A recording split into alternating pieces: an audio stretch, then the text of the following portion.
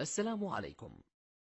لا تنسوا الإعجاب بالفيديو والاشتراك في القناة تشجيعا لنا لنستمر بنشر المزيد إن شاء الله.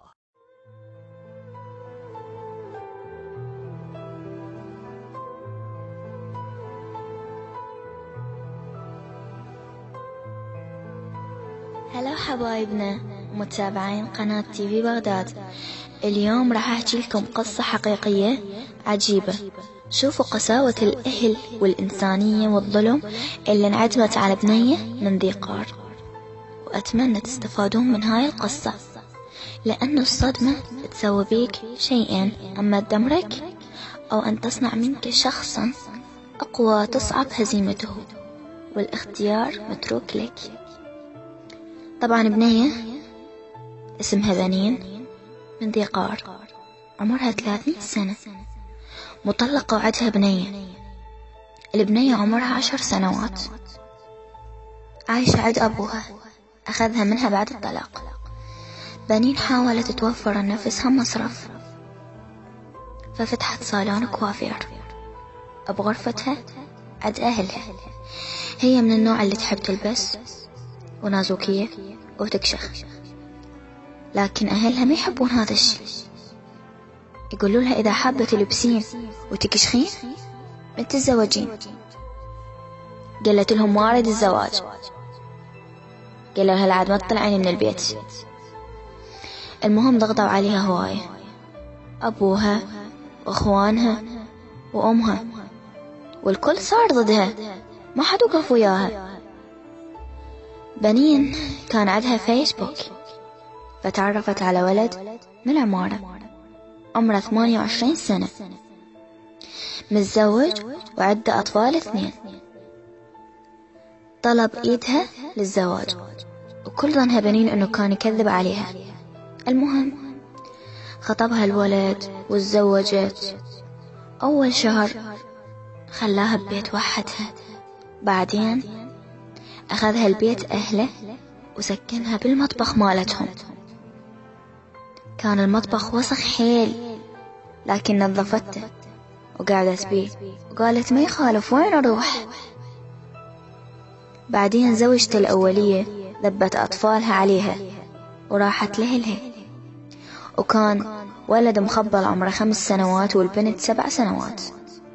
طبعا بنين خلتهم بقلبها ودللتهم دلال، وهذا بعد شهر من زواجهم.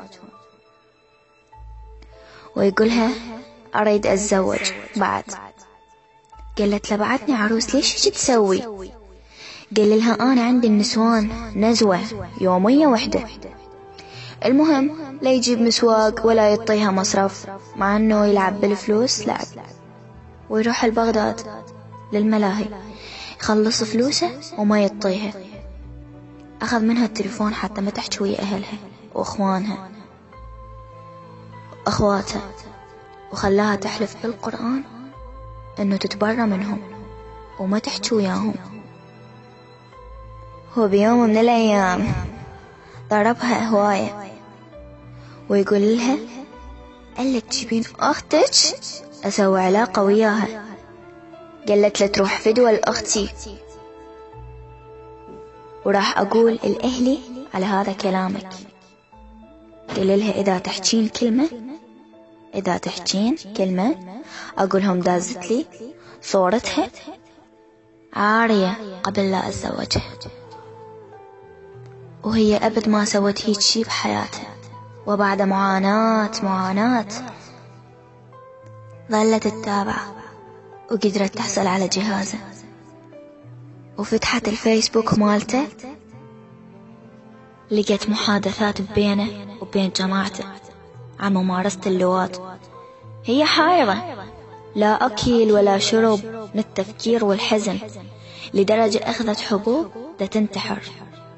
أخذوها للمستشفى وسووا لها غسل معدة. الظاهر الحبوب ما أثرت عندها قوة تحمل. المهم رجعت وفكرت شنو تسوي. أقول ليش هيك تسوي ويا جماعتك؟ لو أظل ساكتة، لو أطلب الطلاق. لكن واجهته وقالت له قرأت محادثات مالتكم أنت وجماعتك بالفيس. طبعا نكر وصار وجهها أصفر وحلقه أبيض، وقال لها نتشاقى. قالت له هذا مو شقة. قال لها إذا تحكين أي كلمة أسوي عليك قضية شرف. قضية شرف. قالت له انطيني جهازي خلي خابر عليه. قال لها ما أعطيك إياه، وطلعت من البيت وبقتها.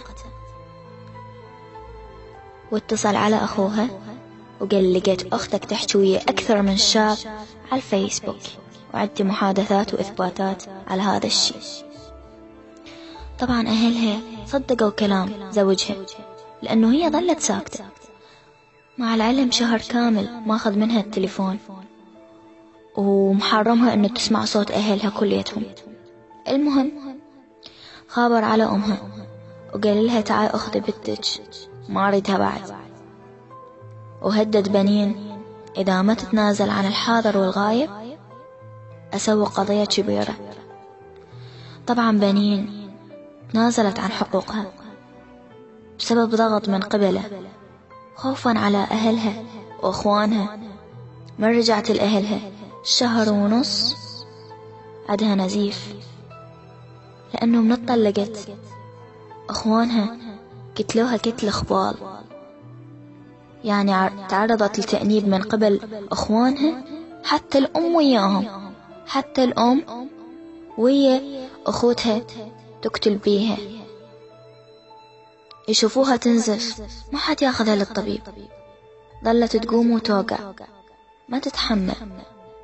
أخذتها أختها للطبيب، طلع عندها طفل ميت ببطنها وهي ما تعرف، وأخذها النزيف. كله بسبب منه؟ كله بسبب أهلها وضربهم وضرب زوجها، دمروا حياتها، وهسه يعاملوها معاملة الخدامة. ولحد الآن هي مريضة تقوم وتشتغل والنزف ما أخذها. قبل يومين بنين اكتشفت أنه واحدة من صديقاتها عندها علاقة وياه، وتحكي له كل شي يصير وياها بالبيت. يعني شي يصير بالبيت البنين تروح تحكي له إياه. طبعا بنين راح تموت من القهر، يوميا تفكر شو تسوي بنفسها، وين تروح وشنو تسوي. هاي حبايب القصة، سمعتوها وشفتوها، شفتوا الظلم والشان. يعني انعدمت حياتها من قبل أهلها، ولا إلها حظ. لا بالأولي بنتها انحرمت منها، حاولت تسوي لنفسها مصرف بالبيت حتى ما تتعير، ولكن ما حد يريدها. رادت تحمل المسؤولية بنفسها.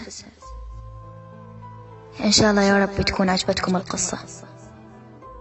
وبالختام حابة أقول لكم كلمة: عندما لا نبكي على أحزاننا فهذا لا يعني أننا فقدنا الإحساس، بل أحزاننا كثرت علينا فلم نجد دموعا نعادلها، فاكتفينا بالصمت.